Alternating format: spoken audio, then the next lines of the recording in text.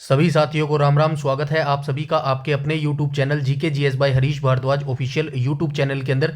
हरियाणा जी के last 5 year series का जो हमारा आज कौन सा पार्ट करने वाले हैं, आज हम यहाँ पे पार्ट नंबर 119 करने वाले हैं। ठीक है, पार्ट नंबर 119 करने वाले हैं। इससे पहले जो है मैं 118 पार्ट कंप्लीट करवा चुका हूँ। आई होप आप सीक्वेंस वाइज एक एक करके पार्ट देख रहे होंगे। एक जरूरी इन्फॉर्मेशन जो आपको देनी थी, इस संडे से हमारी क्या शुरू हो रही है, इस संडे से हमारी जो है करंट अफेयर शुरू हो रही है। ठीक है, वो भी करंट अफेयर किसका करने वाले हैं, नेशनल का। ठीक है नेशनल का करंट अफेयर जो है हम यहां पर शुरू करने वाले हैं, नेशनल करंट अफेयर। ठीक है, ये इंपॉर्टेंट है भाई, क्योंकि यहाँ 7 से 8 क्वेश्चन जो है लगभग पूछे जाते हैं करंट अफेयर से, हरियाणा और जो है नेशनल करंट अफेयर मिला के। ठीक है, अभी हम नेशनल करंट अफेयर करने वाले हैं। और नेशनल करंट अफेयर कितने साल का जरूरी है, तो 2024 का और 2025 का। ये 2 साल के तो आपको करने ही करने पड़ेंगे। साथ में आपको 2026 के, जब तक आपका एग्जाम नहीं होता, जनवरी फरवरी मार्च, तब तक के जो है आपको करंट अफेयर करने पड़ेंगे। अगर आप करंट अफेयर की तैयारी बहुत अच्छे तरीके से करना चाहते हैं, एक भी मार्क्स नहीं करना चाहते, तो संडे से हमारी सीरीज स्टार्ट हो रही है, उसको देख लेना। ऐसे ही तैयारी करवाई जाएगी जैसे हमारे ये सब्जेक्ट चल रहे हैं। एग्रीकल्चर मैंने बिल्कुल डिटेल से करवाया है, हरियाणा जी के भी मोस्टली डिटेल से ही चल रही है, कंप्यूटर का जो सब्जेक्ट हमारा वो भी डिटेल से चल रहा है। तो बिल्कुल डिटेल से सिलेबस करवा रहे हैं और डोंट वरी, कोई भी कमी नहीं आएगी डिटेलिंग में।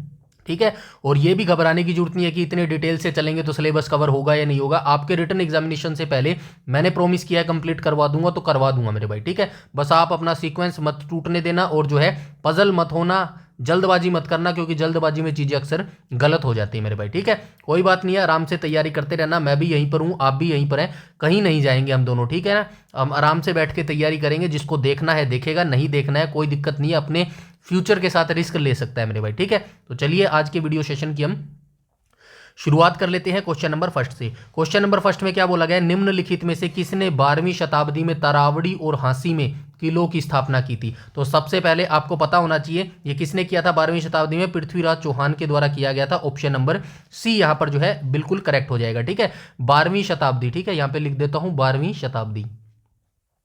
तो 12वीं शताब्दी में इसने 2 किले बनाए थे। एक तो हांसी के अंदर बनाया था। ठीक है, हांसी का किला, हांसी का किला इसको क्या बोलते हैं, असीरगढ़ का किला भी बोलते हैं। ठीक है, असीरगढ़ का किला भी इसको बोलते हैं। इसको तलवारों का किला भी जो है बोला जाता है मेरे भाई। ठीक है, यहां तक चीजें आप याद रखेंगे। उसके बाद इसने तरावड़ी, तरावड़ी कहां पर है, तरावड़ी करनाल में है भाई। ठीक है, तरावड़ी जो है करनाल में। ठीक है, तो ये चीज आप याद रखेंगे। तरावड़ी में कौन सा युद्ध हुआ था, आप सभी जानते हैं, मोहम्मद गोरी के बीच 1191 और 1192 में 2 युद्ध हुए थे। ठीक है, तराइन की प्रथम और तराइन की दूसरी लड़ाई, पता है ना, 1191 और 1192। ठीक है, ये 2 लड़ाई जो है लड़ी गई थी। उसके बाद तीसरी लड़ाई 1215 में लड़ी गई थी। ठीक है, उसके बाद 1194 का भी युद्ध लड़ा गया था, सभी जानते हो आप, जयचंद के साथ ये युद्ध लड़ा गया था। और चंदावर का युद्ध जो है इसको बोला जाता है मेरे भाई। ठीक है, ये दोनों चीजें आप याद रखेंगे। और ये जो दोनों किले थे ना, तरावड़ी का जो और हांसी के जो 2 किले थे, ये बहुत इंपॉर्टेंट होते थे। किस लिए इंपॉर्टेंट होते थे, तो ये इंपॉर्टेंट होते थे दिल्ली की रक्षा के लिए। ठीक है, दिल्ली की रक्षा के लिए। ठीक है, दिल्ली की रक्षा के लिए ये दोनों किले बहुत इंपॉर्टेंट थे, के लिए इंपॉर्टेंट थे। अब कैसे इंपॉर्टेंट थे और क्यों इंपॉर्टेंट थे, क्योंकि जैसे ही आपने देखा ना 1192 पृथ्वीराज चौहान जब हार जाता है, इसको मार दिया जाता है, उसके बाद जो है दिल्ली के रास्ते खुल जाते हैं बाहर वाले लोगों के लिए। और उसके बाद आप देखते हैं मोहम्मद गोरी दिल्ली में प्रवेश कर जाता है। और उसके बाद जो है कुतुबुद्दीन ऐबक जो है गुलाम वंश की स्थापना करता है। और उसके बाद जो है दिल्ली सल्तनत स्टार्ट हो जाती है, जो आगे जाके कहां पर खत्म होगी, इब्राहिम लोदी के साथ जो है खत्म होती है। और इब्राहिम लोदी के बाद जो है मुगल साम्राज्य स्टार्ट हो जाता है। समझ गए होंगे, आई होप यहां तक जानकारी आपको पता होगी, ये सारी चीजें आपको पता होगी। बस बार बार रिवाइज करवाने का यही मतलब है, बार बार आपके दिमाग में चीजें जाएंगी तो इजीली क्वेश्चन पेपर में जो है ये चीजें फटाक से आपके जो है आगे आ जाएंगे मेरे भाई। ठीक है, इसीलिए मैं सुव्यवस्थित तरीके जो है, व्यवस्थित तरीके से जो है चीजें यहां पर करवाने की कोशिश करता हूं। बाकी यहां पर सारी चीजें लिख दी गई है, इसको पढ़ लेना और जरूरी है पढ़ना मेरे भाई। ठीक है, ये देखो यहां पे लिखा है, ये दोनों ही किले उस समय रणनीतिक रूप से अत्यंत महत्वपूर्ण थे और दिल्ली की रक्षा के लिए प्रमुख चौकियां माने जाते थे। क्योंकि पृथ्वीराज चौहान के मरते ही 1192 में जो है दिल्ली का रास्ता साफ हो गया था। और जो है उसके बाद आप सभी जानते हैं कुतुबुद्दीन ऐबक के द्वारा जो है गुलाम वंश की स्थापना की गई थी। लेकिन गुलाम वंश का वास्तविक संस्थापक किसे माना जाता है, इल्तुतमिश को जो है वास्तविक संस्थापक माना जाता है। और इल्तुतमिश को क्या कहा जाता है, गुलामों का गुलाम बोला जाता है। क्यों बोला जाता है, क्योंकि इल्तुतमिश कुतुबुद्दीन ऐबक का गुलाम होता था और कुतुबुद्दीन जो है किसका गुलाम होता था, मोहम्मद गोरी का जो है गुलाम होता था। ठीक है, आई होप यहां तक सारी चीजें क्लियर हो गई होंगी। नेक्स्ट क्वेश्चन पर चलते हैं, क्वेश्चन नंबर सेकंड पर। तो क्वेश्चन नंबर सेकंड में क्या बोला गया, हरियाणा के फतेहाबाद शहर की स्थापना किसने की और अपने बेटे के नाम पर उसका नामकरण किया। तो आप सभी जानते हैं फिरोज शाह तुगलक के द्वारा जो है फतेहाबाद शहर की स्थापना की गई थी। 1351 में ये स्थापना की गई थी। आई नो आप कहेंगे 1352 में की गई थी, बहुत जगह आपको 1351 भी मिलेगा और 1352 भी मिलेगा। ठीक है, दोनों एक साथ आपको नहीं मिलेगा। HSSC के अंदर या तो आपको 1351 भी मिलेगा या फिर 1352 मिलेगा। डोंट वरी, 1351 ही मिलेगा जहां तक मैं कह रहा हूं। ठीक है ना, और ये इसने अपने पुत्र की याद में किया था। फतेहाबाद का नाम क्या किया था इसने, इसका जो पुत्र है ये लड़ाई लड़के आ रहा था भाई, और उसके जो है बीच रास्ते में इसने जो है रुक कर जो है ये विश्राम कर रहा था, वहीं पर जो है इसके बेटे का जन्म हुआ था। ठीक है, और उसी के नाम पर जो है इसने फतेह खान था इसके बेटे का नाम। ठीक है, फतेह खान, और उसी के नाम पर जो है इसने फतेहाबाद की स्थापना की थी। उसके बाद हिसार के बारे में भी आप जानते हैं, हिसार की स्थापना कब हुई थी, हिसार की स्थापना 1354 में की थी, और यह भी फिरोज शाह तुगलक के द्वारा की गई थी मेरे भाई। ठीक है, यहां पे लिख देता हूं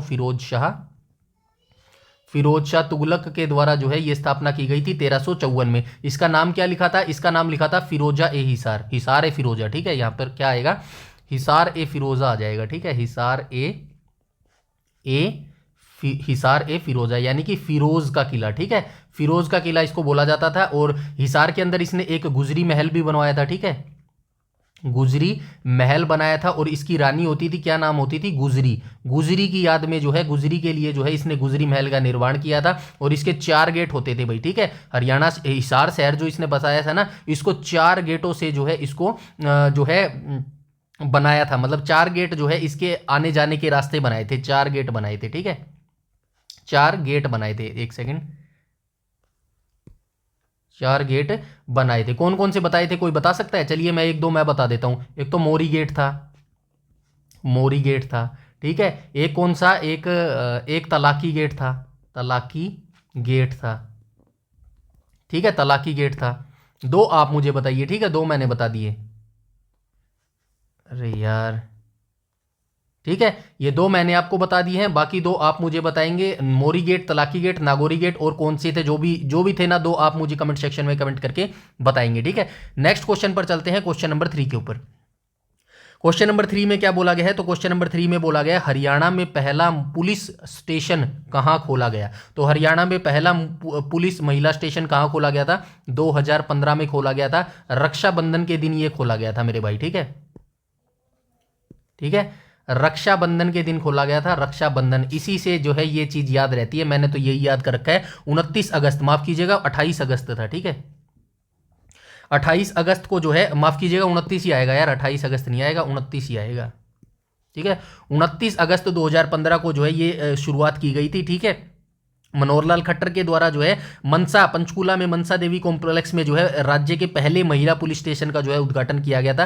पंचकूला कहां पर गया, ये ऑप्शन नंबर सी यहां पर जो है बिल्कुल करेक्ट हो जाएगा। ठीक है, यहां से देख सकते हैं पहला महिला पुलिस स्टेशन 29 अगस्त 2015 को जो है खोला गया था। पंचकूला के मनसा देवी कॉम्प्लेक्स में जो है राज्य के पहले महिला पुलिस का स्टेशन का जो है उद्घाटन किया गया था। अब ये चीज और याद रखना, यहाँ पे लिखा गया देखो, हरियाणा का पहला गुलाबी महिला थाना। ये दोनों अलग चीज है। ये जो यहाँ पर है ना, कहाँ गया ये देखो, ये रहा राज्य के पहला महिला पुलिस स्टेशन, ये अलग है, और ये जो हरियाणा का पहला गुलाबी महिला थाना है ना, ये अलग है। इसका भी याद रखना, पंचकूला सेक्टर 5 में है। 18 अगस्त 2017 को ये खोला गया था। दोनों की डेट आप जरूर याद रखेंगे और दोनों के बारे में याद रखेंगे। अगर नॉर्मल पुलिस महिला स्टेशन पूछे ना, तो वो तो 2015 में खोला गया था। अगर गुलाबी महिला थाना यानी कि पिंक वुमेन पुलिस स्टेशन पूछे, तो ये 18 अगस्त 2017 को जो है मेरे भाई खोला गया था। ठीक है, यहां पे नोट में मैंने लिख दिया है, देखो आपने 29 अगस्त 2015 की तारीख बताई थी, वह राज्य के पहले सामान्य महिला पुलिस थाने मनसा देवी कॉम्प्लेक्स पंचकूला के उद्घाटन की थी। 18 अगस्त 2017 वाली तारीख विशेष रूप से पिंक गुलाबी थीम वाले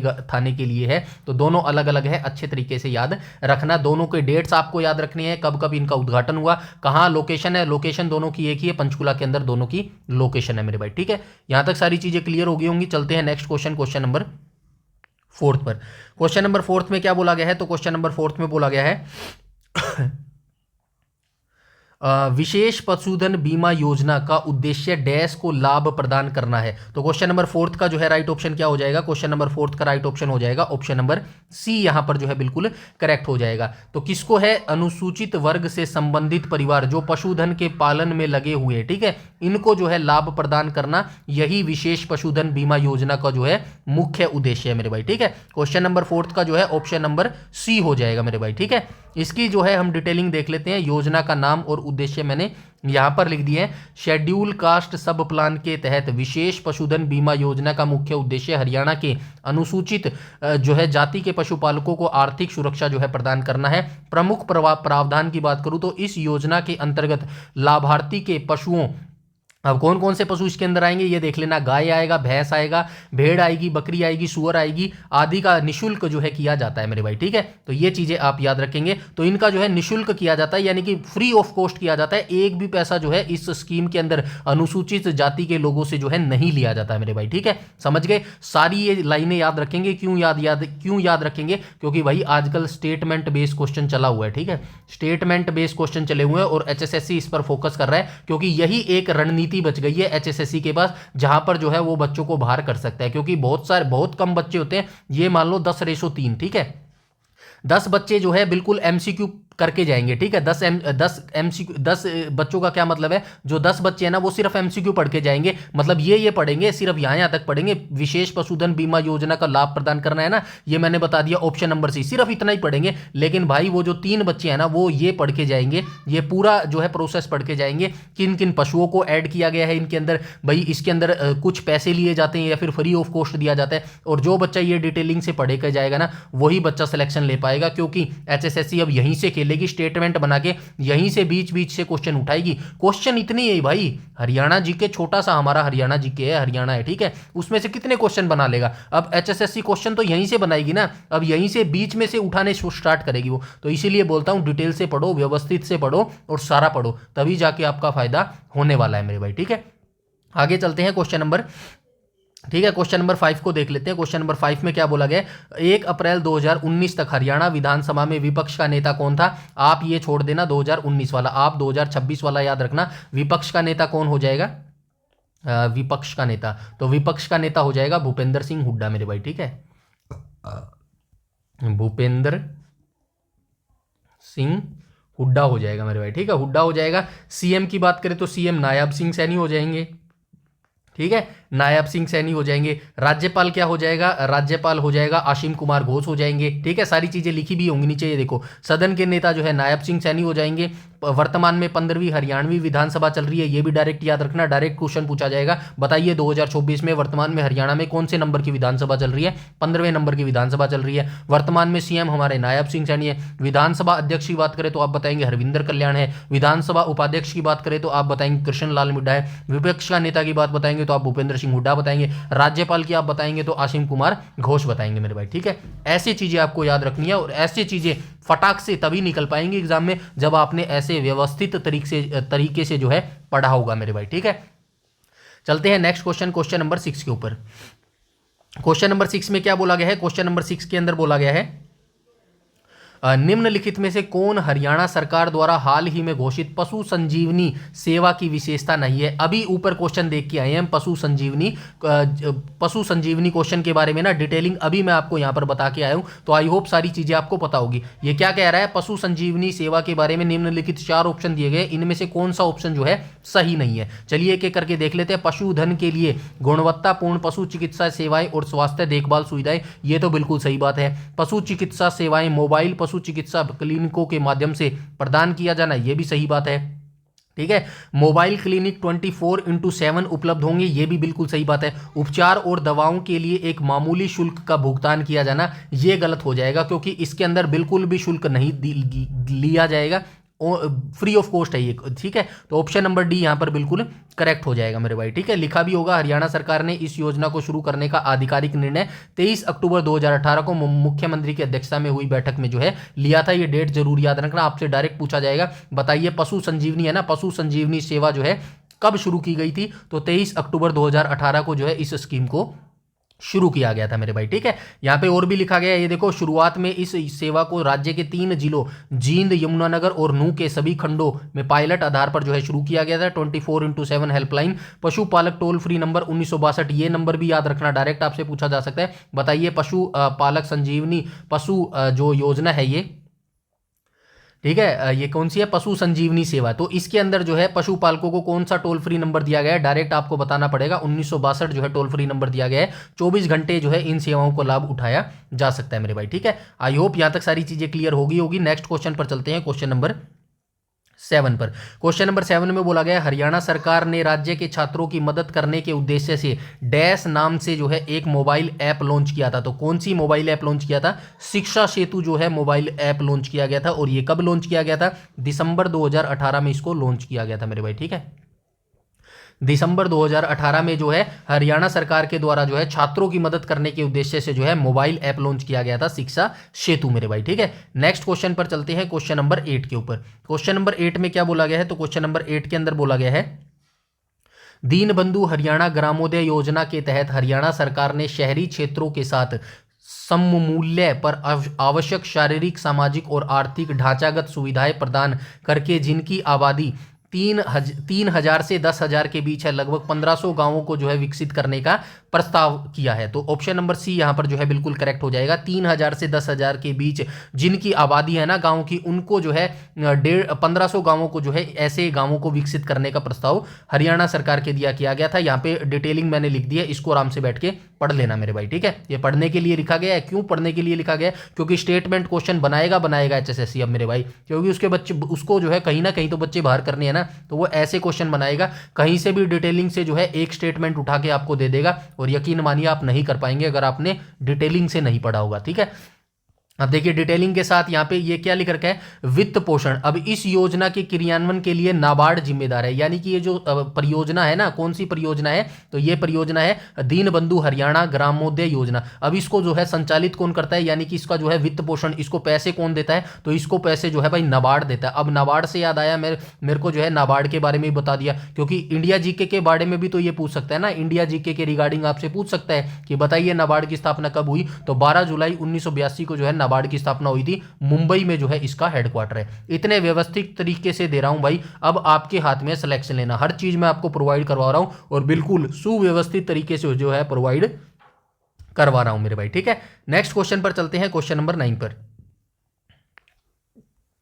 क्वेश्चन नंबर 9 में क्या बोला गया है, तो आप सभी को पता होगा लूर नृत्य के बारे में हम पहले भी बात कर चुके हैं। लूर नृत्य मुख्यतः त्योहार के आसपास किया जाता है, तो ये होली के आसपास किया जाता है। ऑप्शन नंबर सी यहां पर जो है करेक्ट जो है हो जाएगा। ठीक है, फाल्गुन महीने में जो है ये त्योहार मनाया जाता है। ठीक है, फाल्गुन महीना आप याद रखेंगे, फाल्गुन महीना यानी कि मार्च महीना जो है फाल्गुन महीना होता है हिंदू कैलेंडर के अनुसार। और जो है इसके अंदर क्या याद रखेंगे, बांगर बोली में जो है लूर शब्द का अर्थ क्या होता है, लूर शब्द का अर्थ जो है, लूर शब्द का अर्थ क्या होता है, लड़की होता है मेरे भाई। ठीक है, लूर शब्द का अर्थ जो है लड़की होता है, और इसको जो है प्रश्नोत्तर भी बोला जाता है। इस जो है ये लूर नृत्य में मुख्य प्रतियोगिता क्या होती है, प्रश्नोत्तरी की जो है प्रतियोगिता होती है। ठीक है, प्रश्नोत्तरी की ये प्रतियोगिता होती है मेरे भाई। यहाँ पे सारी चीजें मैंने लिख दी है, कुछ भी घबराने की जरूरत नहीं है। प्रतिभागी देखो, बांगर बोली में लूर शब्द का अर्थ लड़की होता है। प्रस्तुति शैली, इसमें होने वाली प्रश्नोत्तर शैली होती है, जहां महिलाएं गीतों के साथ माध्यम से एक दूसरे से सवाल जवाब करती हैं। और सांस्कृतिक महत्व की बात करो तो रबी की फसल की कटाई के आगमन और वसंत ऋतु की खुशी का जो है इसको प्रतीक माना जाता है मेरे भाई। ठीक है, आई होप यहां तक सारी चीजें क्लियर हो गई होंगी। चलते हैं नेक्स्ट क्वेश्चन, क्वेश्चन नंबर 10 के ऊपर। ठीक है, क्वेश्चन नंबर 10 में क्या बोला गया, तो क्वेश्चन नंबर 10 में बोला गया डैश नृत्य विशेष रूप से महिलाओं द्वारा किया जाता है। तो महिलाओं के द्वारा जो है रासलीला नहीं किया जाता, क्योंकि रासलीला में महिलाओं के साथ पुरुष भी जो है हिस्सा लेते हैं भाई। ठीक है, और जो है यहाँ पे कौन सा नृत्य है, सिर्फ लूर नृत्य ऐसा बचता है जिसमें सिर्फ महिलाएं भाग लेती हैं, जो है पुरुष जो है भाग नहीं लेते मेरे भाई। ठीक है, और लूर नृत्य के बारे में यहाँ पे डिटेल से मैंने समझा दिया है, इसको जो है आराम से बैठ के आप पढ़ लीजिएगा मेरे भाई। ठीक है, आगे हम चलते हैं क्वेश्चन नंबर 11 पर चलते हैं। और ये धमाल नृत्य के बारे में याद रखना, क्योंकि धमाल नृत्य का डायरेक्ट क्वेश्चन पूछा है एचएसएससी। क्या पूछता है, बताइए ऐसे नृत्य का नाम बताइए, हरियाणा के ऐसे नृत्य का नाम बताइए जो महाभारत काल से चला आ रहा है। तो ये धमाल नृत्य है जो महाभारत काल के समय से जो है चला आ रहा है मेरे भाई। ठीक है, नेक्स्ट क्वेश्चन पर चलते हैं, क्वेश्चन नंबर 11 पर। क्वेश्चन नंबर 11 में क्या बोला गया, हरियाणा भाषा किस लिपि में लिखी जाती है? तो आप सभी जानते हैं देवनागरी में लिपी जाती है। और हरियाणा की राजकीय भाषा कौन सी है? राजकीय भाषा हिंदी हो जाएगी। हमारा जो राज्य है ये हिंदी बेल्ट के अंदर आता है। और हिंदी बेल्ट के अंदर और कौन कौन से राज्य आते हैं, जैसे कि राजस्थान हो जाएगा, यूपी हो जाएगा, उत्तराखंड हो जाएगा, हरियाणा हो जाएगा, ये सभी राज्य कौन सी बेल्ट में आते हैं?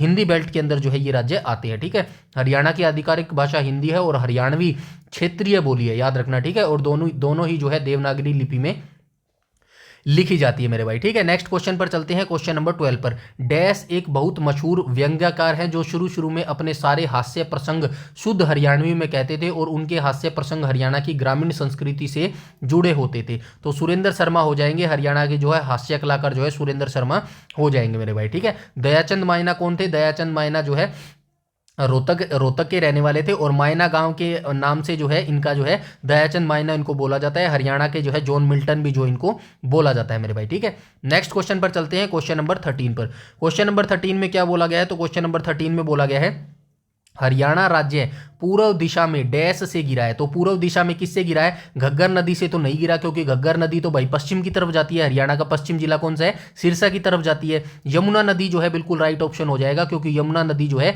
ये पूर्व दिशा की तरफ बहती है, यानी कि हरियाणा और जो उत्तर प्रदेश के बीच में सीमा निर्धारण का काम करती है ये यमुना नदी ही करती है। तो यमुना नदी के बारे में बताने की जरूरत नहीं है। उत्तराखंड के यमुनोत्री ग्लेशियर से निकलती है। हरियाणा के जो यमुनानगर के कालेसर वन है ना, वहां से ये हरियाणा में प्रवेश करती है और यूपी और जो है पूर्व दिशा की तरफ जो है यूपी और हरियाणा के बीच में बाउंड्री बनाती है 320 किलोमीटर। ठीक है, तो 320 किलोमीटर जो है ये बहती है मेरे भाई। ठीक है, ये आप याद रखेंगे। शिवालिक पहाड़ी और तो बताने की जरूरत नहीं होनी चाहिए ना, फिर भी चलिए बता देता हूं। शिवालिक पहाड़ी कहां पर है? शिवालिक पहाड़ी हरियाणा के उत्तर पूर्व में है। ठीक है, उत्तर या फिर उत्तर पूर्व। ठीक है, ये दोनों याद रखना, दोनों बार पूछे गए हैं। एक बार एचएसएससी ने क्या दिया था? सिर्फ उत्तर दिया था, वहां पे उत्तर सही हो गया। और एक बार एचएसएससी ने उत्तर पूर्व दिया था, तो यहाँ पे उत्तर पूर्व सही हो गया। तो दोनों याद रखेंगे। अरावली पर्वतमाला कहां पर है? हरियाणा के अरावली पर्वतमाला दक्षिण में है। ठीक है, दक्षिण या फिर दक्षिण पश्चिम। ठीक है, दक्षिण पश्चिम हो जाएगा मेरे भाई। ठीक है, दक्षिण पश्चिम हो जाएगा। ठीक है, ये आप याद रखेंगे। और क्या याद रखेंगे? और जो है मोरनी की पहाड़ियों में हरियाणा की सबसे ऊंची चोटी है करो चोटी। ठीक है, करो चोटी कहां पर है? मोरनी की पहाड़ियों में। मोरनी की पहाड़ियां कहां पर है? पंचकुला में। दक्षिण पश्चिम में जो है हरियाणा की जो अरावली पहाड़ियां, इसका सबसे ऊंची चोटी कौन सी है? तो ऊंची चोटी कौन सी हो जाएगी? डोसी की पहाड़ियां हो जाएंगी। ठीक है, डोसी की पहाड़ियां हो जाएगी। ठीक है, डोसी की पहाड़ियां हो जाएगी। ये कहां पर है? ये नारनौल के अंदर कुलजातपुर गांव है और इसकी हाइट कितनी हो जाएगी? 652 मीटर इसकी हाइट हो जाएगी। ठीक है, ऐसी ही डिटेलिंग से आपको सारी चीजें याद रखनी है। बाकी डिटेल से मैंने यहाँ पे लिख दी है, शिवालिक की पहाड़ियों के बारे में लिख दिया है। ठीक है, और आप क्या याद रखेंगे? अरावली पहाड़ियों के बारे में लिख दिया है। ठीक है, ये सारी चीजें मैंने यहाँ पे लिख दी है, कुछ भी आपको घबराने की जरूरत नहीं है मेरे भाई। ठीक है, नेक्स्ट क्वेश्चन पर चलते हैं, क्वेश्चन नंबर 14 पर। क्वेश्चन नंबर 14 में बोला गया है हरियाणा के किस जिले के उत्तर पश्चिम में कुरुक्षेत्र जिला और पूर्व में उत्तर प्रदेश है? तो हरियाणा का ऐसा कौन सा जिला है भाई? इन चारों में से हरियाणा का ऐसा कौन सा जिला है जिसके उत्तर पश्चिम में, मान लेते हैं ये एक जिला है। ठीक है, ये एक जिला है। ठीक है, ये एक जिला है। अब इसके उत्तर पश्चिम में यहाँ पे जो है उत्तर पश्चिम क्या हो गया? ये उत्तर पश्चिम हो गया। ठीक है, ये उत्तर पश्चिम हो गया। यहां पर क्या कह रहा है? यहां पर तो कुरुक्षेत्र है। ठीक है, यहां पर कुरुक्षेत्र है। ठीक है, यहां पर कुरुक्षेत्र। और आगे कह रहा है, और आगे क्या कह रहा है? पूर्व में उत्तर प्रदेश है, यानी कि यहां पर जो है पूर्व में क्या है? यूपी है, उत्तर प्रदेश है। ऐसा जिला कौन सा हो जाएगा? तो ऐसा जिला कौन सा हो जाएगा मेरे भाई? करनाल हो जाएगा। ऑप्शन नंबर ए यहां पर बिल्कुल करेक्ट हो जाएगा। आइए मैप वाइज आपको दिखा देता हूं, मैप से दिखा देता हूं। यहां से चीजें जो है बिल्कुल आसान और जो है बिल्कुल आपको समझ आ जाएगी। चलिए आइए देख लेते हैं। ये देखो मैंने मैप भी यहाँ पे जो है आपके लिए लेके आया हूँ। ठीक है, तो यहाँ पे क्या पूछ रहा था? यहाँ पे क्या क्वेश्चन कहा था इसने? ऐसा कौन सा जिला है जिसके उत्तर पश्चिम में कुरुक्षेत्र? अब उत्तर पश्चिम देखो, करनाल कहाँ पर है? ये रहा करनाल। ठीक है, ये रहा करनाल। अब करनाल के उत्तर पश्चिम में कहाँ है? तो करनाल का उत्तर पश्चिम ये होएगा मेरे भाई। ठीक है, ये होगा करनाल का उत्तर पश्चिम। अब करनाल के उत्तर पश्चिम में कौन सा है? तो ये कुरुक्षेत्र है मेरे भाई। ठीक है, कुरुक्षेत्र है। और इसके पूर्व में कौन सा हो जाएगा? पूर्व में जो है यूपी हो जाएगा। तो राइट ऑप्शन जो है करनाल जो है राइट ऑप्शन हो जाएगा। हमने भी करनाल जो है यहाँ पर चूज किया है। ऑप्शन नंबर ए जो है बिल्कुल करेक्ट हो जाएगा मेरे भाई। ठीक है, उसके बाद हम चलते हैं क्वेश्चन नंबर, और यहाँ से आप सारी चीजें देख लेना भाई। हरियाणा का जो है पूर्वी जो जिला है वो कौन सा हो जाएगा? यमुनानगर जो है पूर्वी हो जाएगा, और उत्तरी जो है पंचकुला हो जाएगा, पश्चिमी जो है सिरसा हो जाएगा, और दक्षिणी जो है नूह हो जाएगा मेरे भाई। ठीक है, सारी चीजें आपको याद रखनी है। मैप वाइज देखेंगे तो सारी चीजें आसान लगेंगी मेरे भाई। ठीक है, नेक्स्ट क्वेश्चन पर चलते हैं, क्वेश्चन नंबर 15 पर। क्वेश्चन नंबर 15 में क्या बोला गया, हरियाणा का वन्य जीव अभ्यारण्य डैश के प्रशासन के अंतर्गत आता है। तो हरियाणा का जो वन्य जीव अभ्यारण्य ये किस प्रशासन के अंतर्गत आता है, तो वन विभाग यानी कि किसके अंतर्गत आता है, तो ये वन विभाग यानी कि फॉरेस्ट डिपार्टमेंट के अंदर आता है मेरे भाई, ठीक है, फॉरेस्ट डिपार्टमेंट के अंदर आता है। नेक्स्ट क्वेश्चन पर चलते हैं, क्वेश्चन नंबर 16 पर। 16 में क्या बोला गया है, तो 16 में बोला गया है बताइए मारकंडा नदी कहां से निकलती है, यानी कि मारकंडा नदी का जो उद्गम है वो कहां से होता है। तो मारकंडा नदी का उद्गम आप सभी जानते हैं हिमाचल प्रदेश के, ठीक है, हिमाचल प्रदेश के सिरमौर जिले में शिवालिक पहाड़ियों से जो है इसका उद्गम होता है, ठीक है। और हरियाणा में कहां से, हाँ हरियाणा में कहां से प्रवेश करती है, तो हरियाणा में अंबाला जिले से जो है ये प्रवेश करती है मेरे भाई, ठीक है, ये आप याद रखेंगे, ठीक है। और क्या याद रखेंगे, और जो अरावली पर्वतमाला से मोस्टली जो हरियाणा की दक्षिण की नदी है ना, हरियाणा के दक्षिण की जितनी भी नदी है वो अरावली पर्वतमाला से निकलती है मेरे भाई, ठीक है। मोरनी पहाड़ियां मैं बता चुका हूं हरियाणा के पंचकुला में स्थित है। और हरियाणा का सबसे बड़ा जो बेसिन है वो कौन सा है, यमुना घग्गर नदी जो है बेसिन है मेरे भाई, ठीक है। यहाँ पे ये देखो हरियाणा में प्रवेश, यह नदी हरियाणा के काला अंबाला जिले के काला अम्ब नामक स्थान से जो है राज्य में प्रवेश करती है। अब आपके माइंड में आ रहा होगा ये काला अम्ब तो दो जगह है, कहाँ पर है पता है ना, दो जगह, आपने प्रीवियस वीडियो देखी होगी तो पता होगा। ये काला अम्ब जगह एक कहाँ पर है, एक तो अंबाला में ही है, यहाँ पे लिखा गया ना, यहाँ पे लिख देता हूँ अंबाला, अंबाला, और एक कहां पर है ये नीचे लिख देता हूं पानीपत में, ठीक है, ये पानीपत। दोनों जगह अपनी जगह सही है, कभी आप कंफ्यूज हो जाओ, ठीक है ना। ये काला अम्ब दो जगह है हरियाणा में, एक तो अंबाला में है और एक पानीपत में है। पानीपत का जो तीसरा युद्ध हुआ था ना, तीसरा युद्ध कौन सा हुआ था आप सभी जानते हैं, चलिए बता ही देता हूं। तीसरा युद्ध कब हुआ था, 17 जनवरी हुआ था कि 14 जनवरी हुआ था, बताना फटाफट कमेंट सेक्शन में कमेंट करके, ठीक है।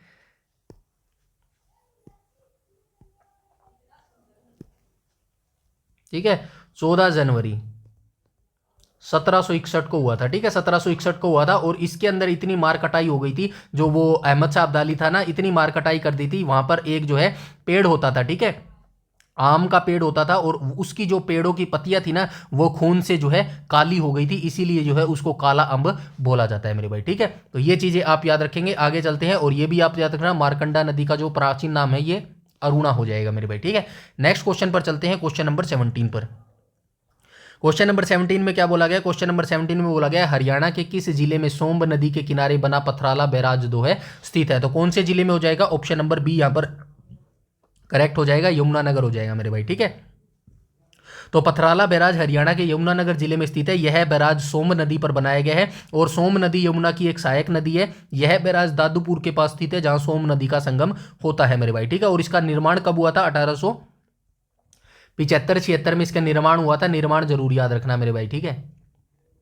निर्माण कब हुआ था, 1875-76 में इसका निर्माण हुआ था। यहाँ पे देखो निर्माण और उपयोग, मुख्य उद्देश्य सोम नदी के पानी को नियंत्रित करना और पश्चिमी यमुना नहर के माध्यम से सिंचाई के लिए उपयोग करना। इसका निर्माण 1875-76 में किया गया था। नेक्स्ट क्वेश्चन पर चलते हैं, क्वेश्चन नंबर 18 पर। हरियाणा राज्य प्रदूषण नियंत्रण बोर्ड 2 दिसंबर को कौन सा दिवस मनाता है। तो क्वेश्चन में ही आंसर छुपा हुआ है। अगर आपसे पूछा जाए कि राज्य प्रदूषण नियंत्रण बोर्ड कौन सा दिवस मनाता है, तो राज्य प्रदूषण नियंत्रण बोर्ड तो भाई अपना ही दिवस मनाएगा, ऐसा थोड़ी है कि पृथ्वी दिवस मना लेगा। तो राइट ऑप्शन क्या हो जाएगा, ऑप्शन नंबर डी यहां पर करेक्ट हो जाएगा। प्रदूषण दिवस जो है ये बनाता है मेरे भाई, ठीक है। और भी डेट यहाँ पे लिखी गई है। ओजोन दिवस कब मनाया जाता है, 16 सितंबर को मनाया जाता है मेरे भाई, ठीक है, 16 सितंबर को मनाया जाता है। पृथ्वी दिवस कब मनाया जाता है, तो पृथ्वी दिवस जो है 22 अप्रैल को मनाया जाता है, ठीक है।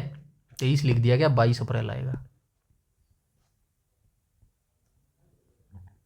विश्व पर्यावरण दिवस कब मनाया जाता है, 5 जून को मनाया जाता है, ठीक है। सारी याद रखनी है आपको। नेक्स्ट क्वेश्चन पर चलते हैं, क्वेश्चन नंबर 19 पर। क्वेश्चन नंबर 19 में बोला गया हरियाणा के मंत्रालय का कौन सा विभाग, हरियाणा के मंत्रालय का कौन सा विभाग मोरनी तेंदुआ प्रजनन केंद्र का रखरखाव करता है। तो ये वन विभाग करता है, यानी कि वन डिपार्टमेंट करता है, ठीक है। क्वेश्चन नंबर 19 का जो है right option option number A हो जाएगा। प्रबंधन और रखरखाव, मोरनी पंचकुला स्थित तेंदुआ प्रजनन केंद्र का रखरखाव सीधे तौर पर हरियाणा वन विभाग के वन्य जीव प्रभाग द्वारा जो है किया जाता है मेरे भाई, ठीक है। नेक्स्ट क्वेश्चन पर चलते हैं, क्वेश्चन नंबर 20 पर। हरियाणा के राज्य वन विभाग की पहली राष्ट्रीय महिला प्रमुख कौन है, तो ये अमरिंदर कौर हो जाएगी। ऑप्शन नंबर ए यहां पर करेक्ट हो जाएगा। डॉक्टर अमरिंदर कौर को 2015 में हरियाणा के वन विभाग के प्रधान मुख्य वन संरक्षक के रूप में जो है नियुक्त किया गया था। ऐतिहासिक उपलब्धि की बात करूं तो डॉक्टर अमरिंदर कौर ने न केवल हरियाणा की बल्कि भारत के किसी भी राज्य में वन विभाग का नेतृत्व करने वाली पहली महिला अधिकारी बनी है। तो जो भी महिला या फिर जो भी पुरुष पहली बनती है ना, वो आपको जरूर याद रखना चाहिए। वनडे एग्जाम्स में ऐसे क्वेश्चन बार बार पूछे जाते हैं, तो इसका जो है फ्यूचर में भी पूरी पॉसिबिलिटी है ये क्वेश्चन आपसे दोबारा पूछा जा सकता है, तो याद रखिएगा अच्छे से, ठीक है।